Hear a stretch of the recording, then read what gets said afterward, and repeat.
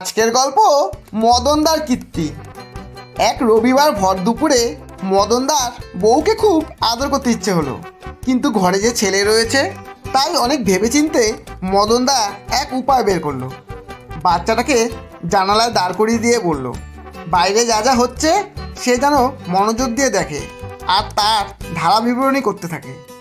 এরপর বাচ্চা জানালা দিয়ে বাইরের দিকে তাকিয়ে বলতে শুরু করলো, জামাল চাচা গাড়িতে করে যাচ্ছে, চঞ্চল জেঠু বাগানে পায়চারি করছে, সুখরাম কাকু পরিবার নিয়ে বাইরে ঘুরতে যাচ্ছে, নবীন দাদুর ড্রাইভার গাড়ি ধুচ্ছে, সবিতা কাকিমা বাইরে চুল শুকোচ্ছে, আর রসময় কাকু মনে হয় কাকিমাকে আদর করছে।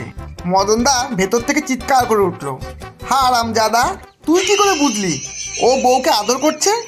বাচ্চা বলল, ওনার ছেলেও জানালায় দাঁড়িয়ে আছে। ধন্যবাদ। গল্পটি যদি ভালো লাগে একটা লাইক অবশ্যই দেবেন এবং বন্ধু ও প্রিয়জনদের শেয়ার করে চ্যানেলটি সাবস্ক্রাইব করে পাশে থাকবেন।